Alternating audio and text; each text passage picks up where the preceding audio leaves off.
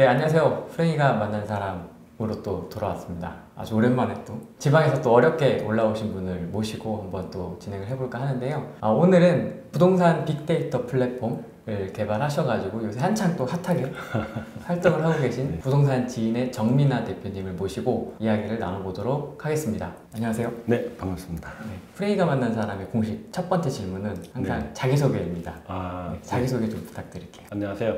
부동산 지인을 현재 개발하고 있는 주식회사 지인플러스 대표 정민하라고 합니다. 종전에는 본래 전문이 개발이 아니었고 부동산 투자를 하다가 이제 여러 가지 필요한 데이터들이 많아져 가지고 좀 쉽게 이렇게 다듬어서 볼 수 있는 형태를 만들자. 그게 어느 정도 만들어지고 나서는 사람들한테 이런 걸 공유를 좀 해보자. 그런 취지에서 사이트를 개발하게 됐고요.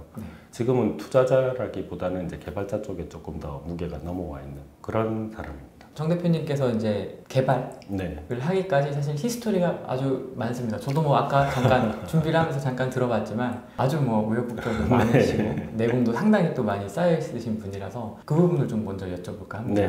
사실 뭐 바로 이걸 하려고 하신 건 아니시죠?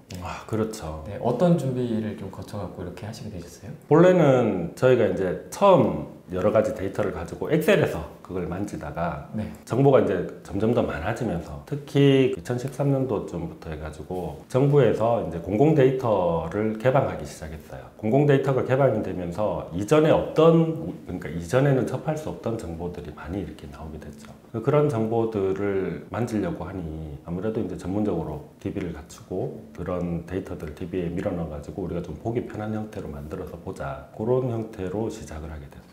원래 처음에는 개발하시기 전에는 경매를 먼저 그렇죠. 경매를 하고 경매로 이제 투자를 해서 사실은 제 전공은 아직도 이제 경매가 가장 제가 하는 것 중에서는 가장 잘하는 것 같아요. 잘하는 것 같은데 사실 경매는 다른 사람들하고 같이 뭘 하기가 굉장히 힘들어요. 1년에 이제 뭐 이렇게 투자를 할 수 있는 물건 숫자도 제한이 돼 있는데 그걸 여러 명이서 이제 같이 한다? 그건 조금 어려워지는 상황이었고 근데 이제 주변에 가까운 지인들, 부동산 지인이 된 이유도 주변의 지인들하고 같이 뭔가를 이렇게 해보고 싶었던 거예요. 그래서 이제 주변의 지인들하고 뜻을 모아가지고 지금 경매나 이런 것들 말고 시장을 전체를 볼 수 있는 그리고 이제 우리가 다 같이 뭐 투자도 하고 아니면 다 같이 뭔가 운영도 해볼 수 있는 거를 만들어 보자라고 해가지고 이제 시작을 하게 된 거예요.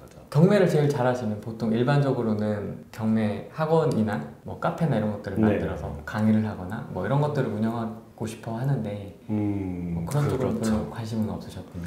그렇죠. 그게 아마 그 경매하는 방식이 제가 다른 분들하고 조금 다른 면이 있어요.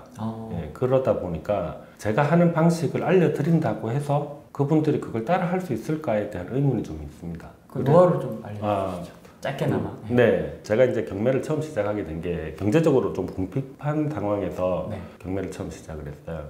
2013년도 정도에 갭 투자를 처음 이제 배우게 됐는데 그때 경매를 할 것이냐 아니면 이제 갭 투자를 할 것이냐 둘 중에 하나를 결정을 해야 되는 상황이었어요. 왜냐하면 가진 자본은 작은데 경매도 하고 갭 투자도 하고는 이제 좀 무리라고 생각을 했거든요. 그 상황에서 갭 투자는 하려고 하면 중요한 조건이 하나가 있어야 되는데 제가 그 조건은 없어요. 어떤 조건일까요? 고정 수입이 있어야 돼요. 예를 들어서 내가 이제 총 자본이 5천만 원이 있다. 그러면 그 5천만 원을 가지고 다니면서 이제 갭 투자를 하고 나면 생활비가 한 몇 달 지나면 이제 생활비가 떨어지겠죠. 그런데 이제 경매 같은 경우에는 단기 매매가 바로 사고 팔고 하는 단기 매매가 가능해요. 그래서 경매를 처음에 시작한 거예요. 그럼 법인을 세워서 하셨나요? 아니요, 처음에는 이제 지금은 세법이 좀 바뀌어가지고 매매 사업자가 별로 이제 의미가 없는데 그때만 해도 이제 매매 사업자를 하게 되면 일반 과세가 되죠. 그래서 첫 해에는 이게 이제 일반 과세가 사실 시작할 때 그렇게 돈이 많이 벌릴 거라고 생각 안 했어요. 처음에 첫 해의 목표는 그냥 한 2천만 원 정도만 벌 수 있으면 좋겠다. 1년에 2천만 원 정도만 벌 수 있으면 그럼 뭐 내가 이걸로 이제 생활을 하면서 경매를 좀 더 많이 공부를 할 수 있으니까 라고 생각을 했는데 한 개, 두 개 이렇게 하면서 바로 이게 3개월 안에 금액이 넘어가 버린 거예요. 금액이 넘어가 버려서 이제 세무사님하고 상담을 했더니 사업자를 내는 게 좋겠다. 그리고 사업자를 내고 다음 해에는 이제 매매 법인을 내고 일반 과세도 이제 이게 구간이 넘어가 버리면 세금이 많이 나오니까 그런 식으로 이제 해왔죠. 제가 그 경매 학원이나 다른 데랑은 이제 조금 다를 것 같다라고 생각을 하는 이유가 갭 투자는 하나를 이렇게 사면 전태를 넣고 한 1년, 2년을 이제 기다려야 되잖아요. 뭐 물론 단타를 하는 경우도 있지만,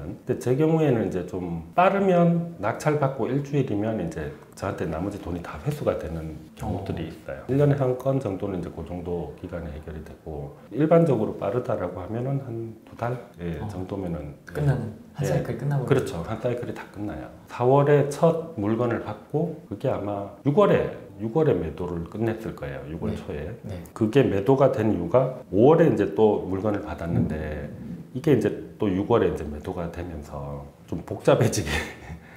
그러니까 이걸 원래 그렇게 팔 생각이 없었는데 세금 문제도 좀 걸리고 단기에 이렇게 바로바로. 그렇게 하면 그래서 이제 아마 종잣돈이 좀 모일 수 있었던 것 같아요. 그럼 경매하실 때는 그렇게 단타로 계속? 네, 계속 단타로만 했어요. 이것도 또 하나의 또 한 방법인 것 같습니다. 네, 단타를 할 수 있는 물건의 특징들이 몇 가지 있어요. 어떤 걸 좀 고를 수가 있을까요? 매수자가 정해져 있는 거죠. 그러니까 매수자가 정해져 있다는 게 크게 두 가지 의미가 있어요. 예. 하나는 예를 들어 이제 법정재산권이라든지 지분이라든지 뭐 이런 물건들 중에서 예.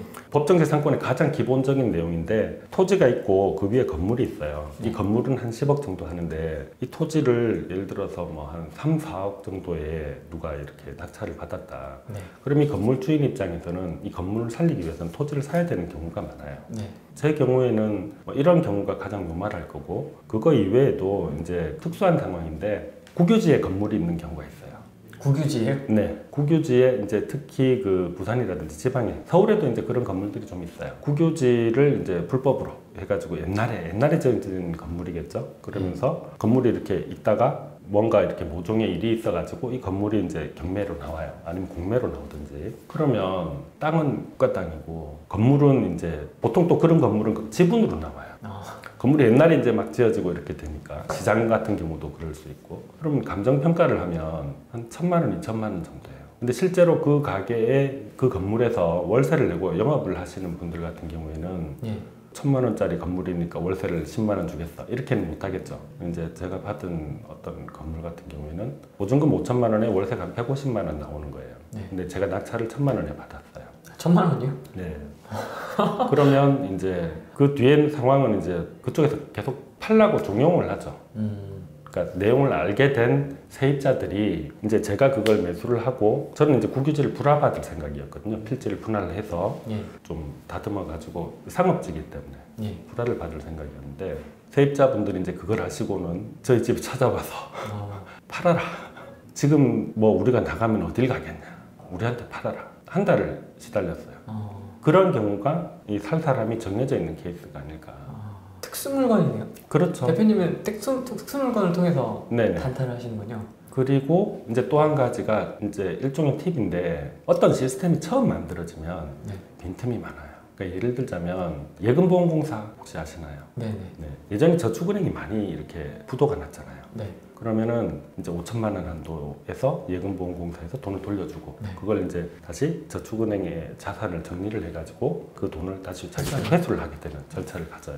네. 정상적으로는 파산법에 의해서 파산관제인이 선임이 되고, 변호사들이죠. 변호사들이 선임이 돼서 와가지고 그 물건을 이제 자기들이 이렇게 팔아서 정리를 해요. 그런데 이제 이게 전국적으로 분량도 많고, 그리고 파산관제인들이 일반적으로 이제 일 처리가 조금 느린 편이에요. 그러니까 예금보험공사에서 이제 그런 요청을 하죠. 우리 거를 우리가 좀 이렇게 할 수 있게 해주라. 우리가 그럼 열심히 잘 팔아서 돈을 회수를 하겠다. 어차피 이게 국민의 돈이고 그러니까. 그래서 처음으로 예금보험공사에서 공매를 진행을 하게 돼요. 그런데 처음이잖아요. 네. 예금보험공사 쪽 직원이나 이 실제로 물건을 관리하고 있던 저축은행 직원들도 이런 공매를 처음 해보는 거예요. 그렇군요. 네. 그럼 이제 제가 만약에 1호로 낙찰을 받았어요. 그 경우에 그 직원들이 궁금한 게 생기면 누구한테 물어보느냐? 저한테 물어보는 낙찰자한테. 네. 왜냐하면 이제 저는 경매도 좀 해봤고, 왠지 이 사람은 뭔가 많이 해본 것 같아. 네. 그러니까 이럴 때는 어떻게 해야 되느냐? 그럼 이제 친절하게 알려주죠. 그러면 그 과정에서 저도 이제 원하는 것들을 얻을 수 있는 거예요. 예를 들어서 이제 아파트를 낙찰을 받았다. 경매로 아파트를 낙찰을 받으면 명도하는 게 굉장히 골치 아파요. 특히 이제 공매로 받으면 그것도 골치 아프고, 집안에 짐이 많이 있다. 귀찮아지죠. 이 짐을 이제 내가 마음대로 할 수가 없어요. 이런 경우에는 전화해서 관제인님 짐을 좀 치워주세요. 원래 유체동산은 또 따로 그렇죠. 그렇게 해야 되는데 네. 시스템이 없잖아요. 유체 동산을 관리할 사람도 없고 예, 파산한 회사에 직원이 남아있는 것도 아니고 이 관리하는 직원 몇 명만 남아있었거든요. 그러니까 그걸 또 지방에 있는 물건인 경우에 뭐 지방에서 누가 가서 뭘 하기도 힘들고 네. 그러니까 이제 협의를 하죠. 그냥 뭐 사진 대충 찍어서 보여주고 내가 알아서 처리하겠다. 그리고 이제 일부는 팔고 일부는 이제 뭐 이렇게 기증도 하고 네. 그리고 정 못 쓸 것들은 이제 전부 다 폐기물로 처리를 하고 네.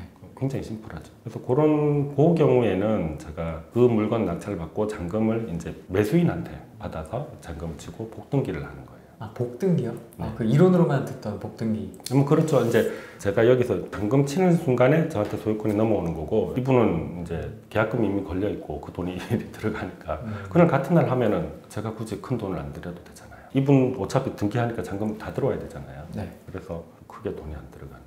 사실은 이걸 낙찰받기 전에 미리 이제 그 인근에서 이런 형태의 아파트를 찾는 사람이 있는지를 알아봐 달라고 이제 소장님들한테 부탁을 했죠. 그래서 이제 비슷한 요 물건을 딱 원하는 분이 있다. 그래서 그분한테 내가 시세보다 싸게 팔겠다. 싸게 팔 테니까 이제 그거를 살 의향이 있느냐. 낙찰만 받은 상황에서 들어가서 집을 다 보여줬어요. 그러니까 이제 그쪽 직원 오라 그래가지고 네. 안에 내부 다 보고 그러니까 그쪽에서도 불안해할 구석이 조금 있겠죠. 처음 겪는 상황이잖아요. 네. 그랬는데 다행히 증명이 잘 되니까 그렇게 하는 경우도 있었죠. 그러면 경매를 얼마나 하신 거예요? 13, 14, 15 요 3년 동안은 굉장히 집중적으로 했고요. 딱 그 3년 동안에 네. 그런 특수한 조건의 물건을 그런 대부분 그런 것들만 했죠. 경매 그런 공부하려면 어떻게 해야 됩니까? 경매 공부라기보다는 어떻게 보면 원칙에 대한 이야기인 것 같아요. 어제 이제 경매 공부하는 데 가가지고 뭐 이렇게 잠깐 이야기를 하면서 경매를 잘하려고 하면 어떻게 해야 되느냐. 저도 처음에 그게 굉장히 궁금했어요. 네이버에 경매 이렇게 치면 많이 뜨잖아요. 네. 네, 학원도 많이 뜨고 뭐 카페도 많이 뜨고. 그러면 저렇게 경매를 많이 하는 사람들 중에서 네. 전부 다 돈을 벌까? 전부 다 돈을 벌진 않겠죠. 네. 그럼 돈 버는 사람들은 어떻게 벌까를 생각해 보니까 이제 돈 버는 사람들의 공통점이 있는 거예요. 어떤 공통점?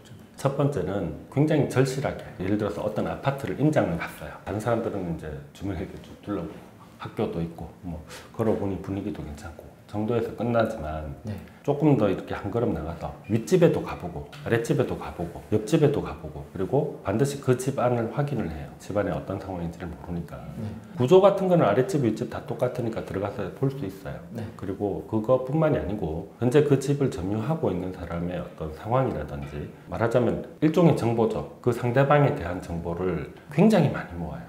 저도 그런 형태로 했고 그리고 또 하나는 뭔가 새로 시장에 별로 알려지지 않은 그런 것들을 빨리빨리 찾아내는 것도 하나의 팁이 아닐까.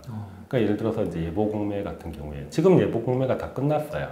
그 당시에 이제 저축은행 파산했던 거 자산 정리할 만한 것들은 이미 다 정리를 했고 네. 그리고 지금은 이제 그 직원들이 시스템을 알겠죠. 그리고 내가 어떻게 해야 된다를 아는 거예요. 그러면 별로 재미가 없어요. 그거 이외에도 조금 뭔가 이렇게 신탁 공매 같은 경우에도 이제 담당 직원들이 자주 바뀌고 이러기 때문에 네. 직원들이 그거를 절차를 정확하게 다 알고 있는 경우가 조금 약하거든요. 네. 뭐 그런 경우도 마찬가지고. 그래서 첫 번째는 남들보다 좀 더 많은 정보를 수집하는 게 유리하더라. 그리고 경매에 관련돼서 정보 수집은 내가 그냥 발로 뛰는 것밖에 없어요. 그 다음에 그 시스템이 변화하면서 나오는 어떤 빈틈 이런 것들도 마찬가지로 서칭을 하든지 아니면 이제 관련된 것들에 대해서 계속해서 준비를 해야 되겠죠. 적어도 그 두 가지 정도를 꾸준히 한다면 나쁘진 않은 것 같아요. 그 정도는 해줘야 되는데 대부분 그렇게 또 안 하시더라고요.